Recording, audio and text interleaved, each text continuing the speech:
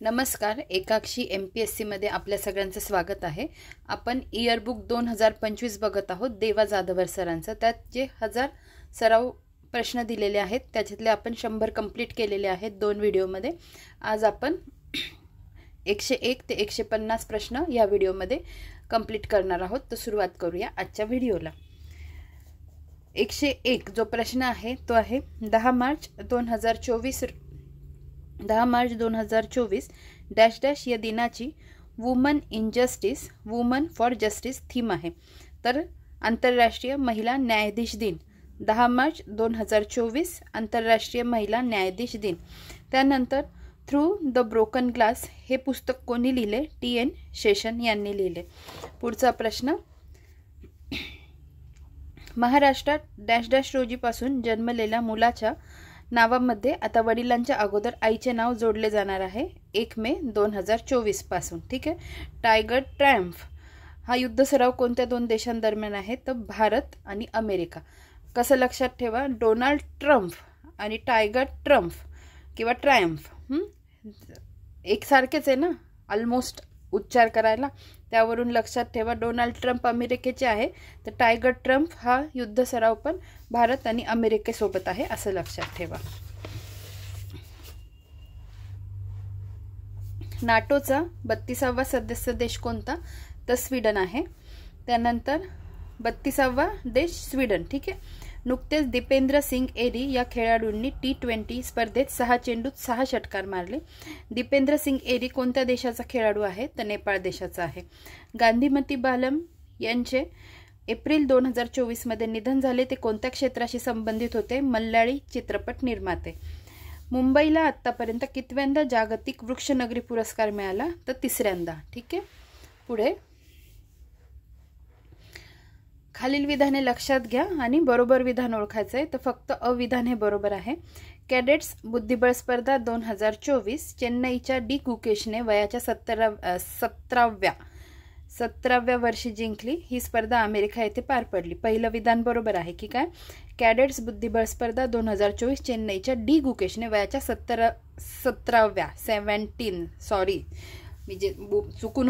17व्या वर्षी जिंकली आणि हे विधान बरोबर आहे। ही स्पर्धा अमेरिका येथे पार पडली।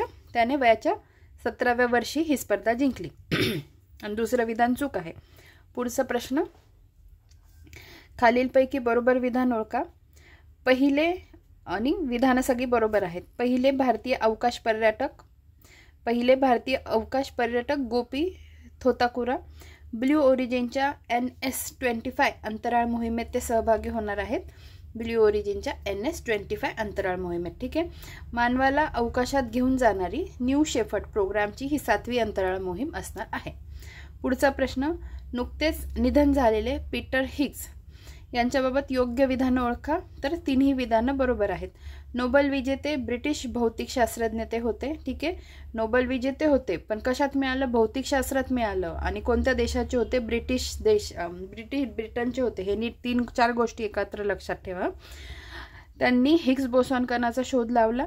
या शोधामुळे त्यांना 2013चे भौतिकशास्त्रातली नोबेल पुरस्कार मिळाला होता। कळलं? म्हणजे नोबेल पण मिळाला आहे, ब्रिटनचे आहे, भौतिकशास्त्रातला मिळाला, 2013चा मिळाला। अशा सगळ्या गोष्टी नीट लक्षात ठेवा। पुढचा प्रश्न, डॉक्टर नईमा खातून गुलरेज यांची एप्रिल 2024 मध्ये डॅश डॅश विद्यापीठाच्या पहिल्या महिला कुलगुरू म्हणून राष्ट्रपतींनी निवड केली आहे। तर अलीगढ विद्यापीठाच्या। महासागर दशक परिषद 2024 बाबतची विधाने लक्षात घ्या। तर दोन्ही विधानं चूक आहेत। पहिली महासागर दशक परिषद एप्रिल 2024 मध्ये जपान येथे पार पडली, हे विधान चूक आहे। तर बार्सिलोना स्पेन येथे पार पडली। पहिल्या महासागर दशक परिषदेत भारताचे प्रतिनिधित्व S जयशंकर यांनी केले नाही, पृथ्वी विज्ञान सचिव M रविचंद्रन यांनी केले। तर मी तुम्हाला सारखं जीव तोडून काय सांगते की 17वी चालू घडामोडीची आवृत्ती नीट रिपीट करा।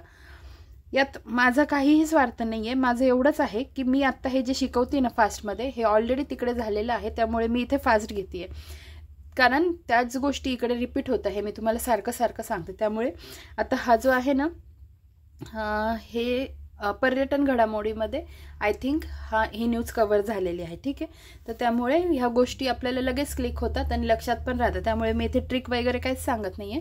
तिकडे सगळ्या ट्रिक वगैरे माझ्या सांगून झालेल्या आहे, कोणती गोष्ट कशा पद्धतीने लक्षात ठेवायची ते. ठीक आहे. काश्मीरची वॉटर क्वीन म्हणून कोणाला ओळखले जाते? बिल्किस मीर यांना. हे सगळं झालेलं आहे, त्याच्यावरचेच हे प्रश्न आहेत. TSAT-1A उपग्रहाचे प्रक्षेपण कधी करण्यात आले? 7 एप्रिल 2024 रोजी. भारतातील पहिली मुलींची सैनिकी शाळा कुठे, कोणत्या राज्यात सुरू झाली? तर उत्तर प्रदेश राज्यात सुरू झाली. लता दीनानाथ मंगेशकर पुरस्कार 2024 बाबतची विधाने लक्षात घ्या. 2000 तो बरोबर विधाने विचारली आहे. क आणि ड विधान बरोबर आहे, अ आणि ब विधान चुकीचं आहे. 2023चा लता मंगेशकर पुरस्कार अमिताभ बच्चन यांना प्रदान करण्यात आला नाही, तो आशा भोसले यांना प्रदान करण्यात आला. 2024चा लता मंगेशकर पुरस्कार आशा भोसले यांना प्रदान करण्यात आला नाही, तो अमिताभ बच्चनजी यांना प्रदान करण्यात आला. या पुरस्काराची सुरुवात 2022ला झाली, हे विधान बरोबर आहे. आणि 2022चा पहिला पुरस्कार नरेंद्र मोदी यांना प्राप्त झाला, हे पण विधान बरोबर आहे. नीट बघा, 2022ला पुरस्काराची सुरुवात झाली, पहिलाच पुरस्कार नरेंद्र मोदीजींना दिला, दुसरा 2023चा आशा भोसलेजींना दिला आणि 2024चा तिसरा अमिताभ बच्चनजी यांना दिला. ठीक आहे, 2022, 23, 24, 22चा पहिला, 23चा दुसरा, 24चा तिसरा. पहिला नरेंद्र मोदीजी, दुसरा आशा भोसलेजी आणि तिसरा अमिताभ बच्चनजी यांना. ठीक आहे.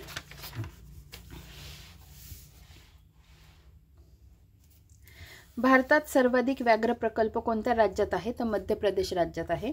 जगातील सर्वोत्कृष्ट विमानतळाचा किताब हमाद विमानतळास मिळाला. सदर विमानतळ कोठे आहे? तर कतार या देशात आहे. कच्छतीव बेट वाद कोणत्या दोन देशांदरम्यानचा आहे? भारत श्रीलंका दरम्यानचा आहे. पुढे बघा, जोड्या लावा. भौगोलिक मानांकन आणि ठिकाण. पानचिंचोली चिंच, लातूर. कुंतलगिरीचा खवा धाराशिव, बदलापूर, जांभूळ ठाणे आणि दगडी ज्वारी जालना. लक्षात कसं ठेवा, आता ते आधी जेव्हा शिकवले 70व्या आवृत्तीमध्ये तेव्हा मी ट्रिक सांगितल्या आहेत, त्या कदाचित अजून वेगळ्या असतील. इथे पण आता एक ज्या आहेत मला वाटत आहे त्या मी सांगते. पानचिंचोली चिंच, पानचिंचोली लातूर. कुंतलगिरीचा खवा धाराशिव, शिवजींना खव्याचा पेढा व्हायला. खव्याचा पेढा असतो ना, खूप टेस्टी लागतो. धाराशिव मधलं शिव घ्यायचं, शिवजींना खव्याचा म्हणजे कुंतलगिरी खवा, खव्याचा पेढा आपण अर्पण केला किंवा दिला नैवेद्य म्हणून. बदलापूर, जांभूळ, ठाणे. इथे मी ठ काढलाय आणि तो ठ म्हणजे काय समजायचं, ते एक जांभळाचं चित्र आहे असं समजायचं. ठाणेवरून जांभूळ. ठीक आहे. आणि दगडी ज्वारी, ज्वारीचा ज आणि जालन्याचा ज अशावरून लक्षात ठेवा, दगडी ज्वारी. त्याच्यानंतर 1 एप्रिल 2024 रोजी RBIचा 90वा वर्धापन दिन मुंबई येथे पार पडला. ठीक आहे. डॅश डॅश येथे पार पडला, तर मुंबई येथे पार पडला. नुकतेच निधन झालेले दत्ता टोळ डॅश डॅश येथे झालेल्या अखिल भारतीय मराठी बालकुमार साहित्य संमेलनाचे अध्यक्ष होते, तर अहमदनगर येथे झालेला. ठीक आहे. नुकतेच निधन झालेले दत्ता टोळ अहमदनगर येथे झालेल्या अखिल भारतीय मराठी बालकुमार साहित्य संमेलनाचे अध्यक्ष होते. त्यानंतर देशातील पहिली जहाजावरील महिला डेक ऑफिसर सिमरन थोरात कोणत्या जिल्ह्यातील आहे? तर पुणे जिल्ह्यातील. देशातील पहिली जहाजावरील महिला डेक ऑफिसर सिमरन थोरात पुणे जिल्ह्यातील आहे. पुढे बघा, देशातील पहिला त्रिदल तळ कोठे स्थापन करण्यात आला? तर मुंबई येथे. जगातील पहिली अणुऊर्जा शिखर परिषद कोठे पार पडली? तर बेल्जियम येथे पार पडली. जगातील पहिली अणुऊर्जा शिखर परिषद बेल्जियम येथे पार पडली. ही पण महत्त्वाची गोष्ट आहे.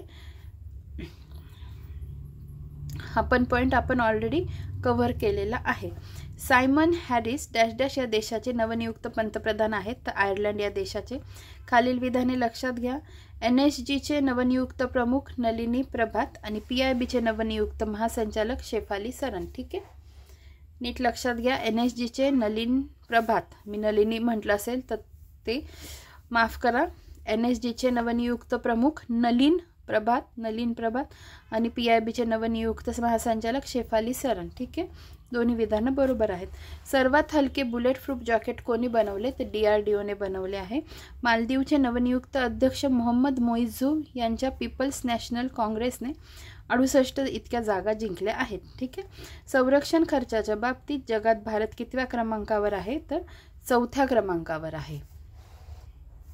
18व्या लोकसभेवर बिनविरोध विजयी झालेले मुकेश कुमार दलाल कोणत्या मतदारसंघातील आहेत? तर सुरत या मतदारसंघातील आहेत. निओ भारत लॅटेक्स पेंटसाठी डॅश डॅशची ब्रँड ॲम्बॅसेडर म्हणून नियुक्ती करण्यात आली. तर विराट कोहलीची ब्रँड ॲम्बॅसेडर म्हणून नियुक्ती करण्यात आली.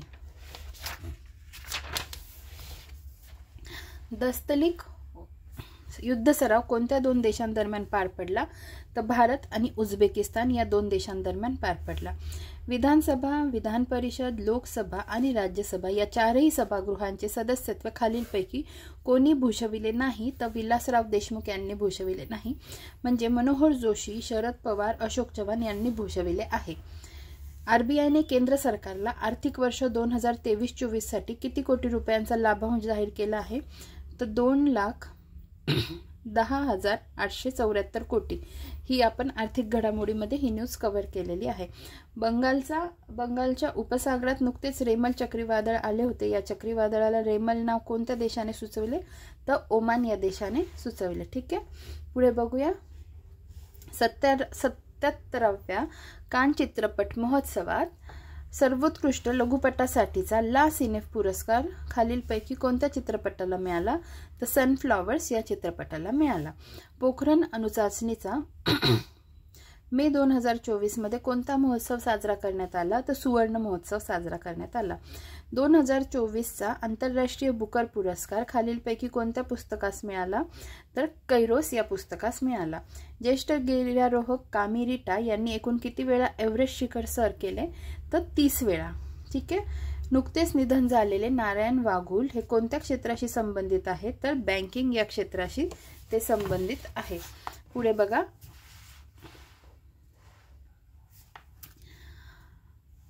वरीलपैकी बरोबर विधान किंवा विधाने ओळखा. तर अ आणि ब दोन्ही विधाने बरोबर आहेत. 20 मे 2024 रोजी इराणचे अध्यक्ष डॉक्टर सईद